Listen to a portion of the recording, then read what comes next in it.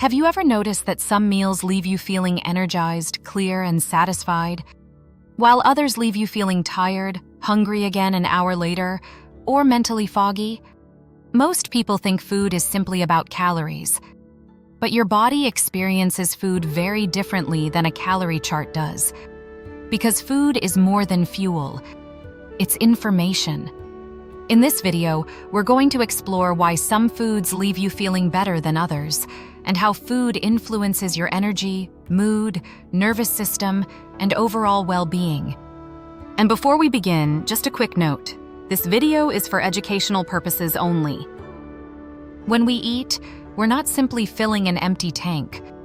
We're providing the body with signals that influence hormones, blood sugar, digestion, inflammation, and even how the nervous system responds throughout the day.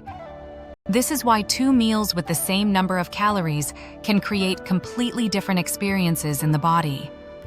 Think about the difference between eating a balanced meal with protein, healthy fats, and fiber, compared to eating something that is highly processed and quickly digested.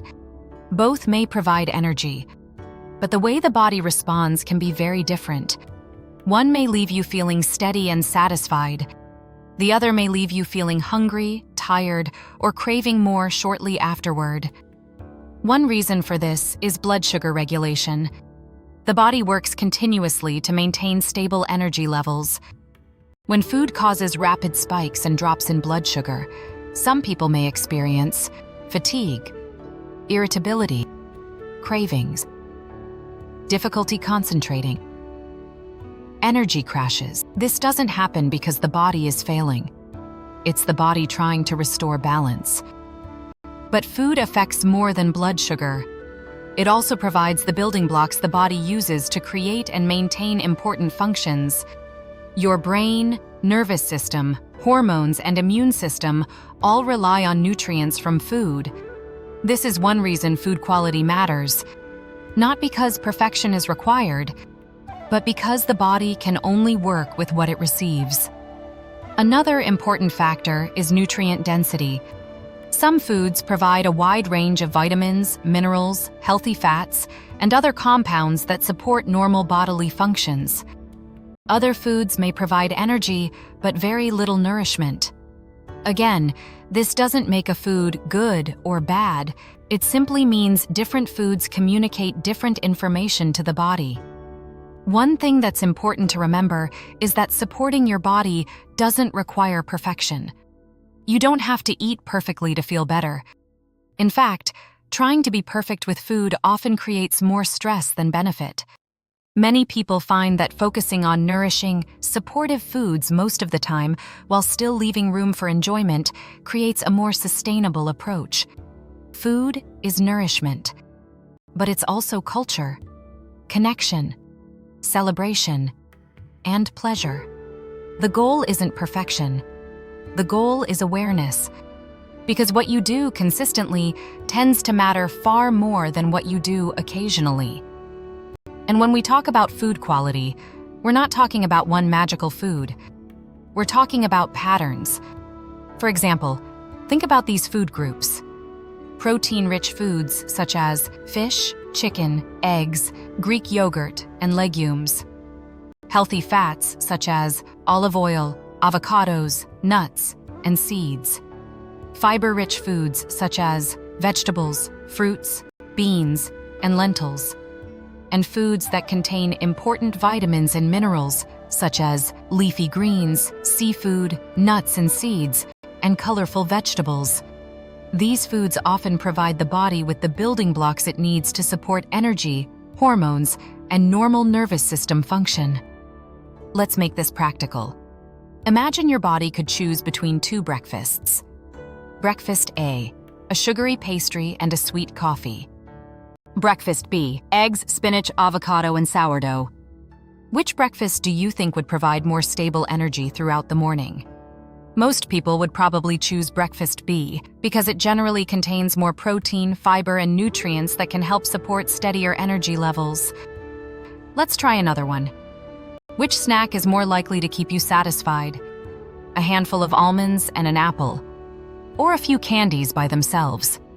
Most people would probably choose the almonds and apple because they provide a combination of fiber, healthy fats, and nutrients that help support satiety. Now here's the important part. This doesn't mean pastries, desserts, pizza, or treats are bad. Not at all. The point is, understanding that different foods send different signals to the body. Some foods are more supportive of stable energy and nourishment. Others are simply enjoyable. And there is room for both.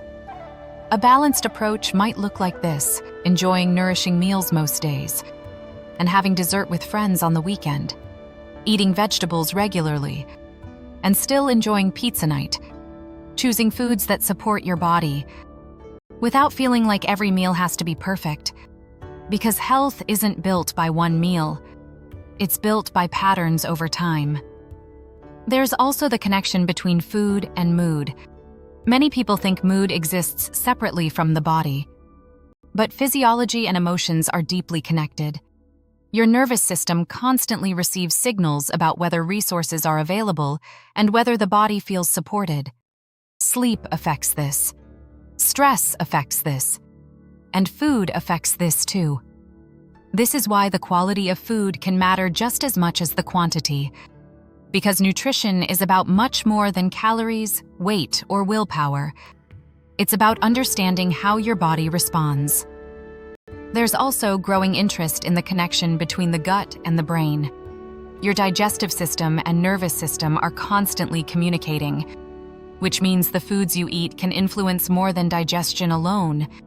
They can influence how you feel physically and mentally throughout the day. One thing I think is important to remember is that food isn't only about health. It's also about experience. The goal isn't to become obsessive or fearful around eating. The goal is awareness. Learning to notice, how do I feel after this meal? Do I feel energized, satisfied, clear-headed? Or do I feel sluggish, distracted, or still hungry? Your body often gives feedback long before a lab test does. Over time, paying attention to these signals can help you build a better understanding of what supports you personally. Because no one experiences food in exactly the same way. What leaves one person feeling great may not create the same experience for someone else. And that's why understanding your body's responses matters. Because when you start viewing food as information rather than simply calories, something changes. You begin listening. You begin noticing patterns. And you begin making choices based not only on what food contains, but on how it makes you feel. Because sometimes the question isn't, is this food healthy? Sometimes the better question is, how does this food affect my energy, mood, and overall state? And that answer can tell you a lot. Because how you live internally shapes how you experience everything externally.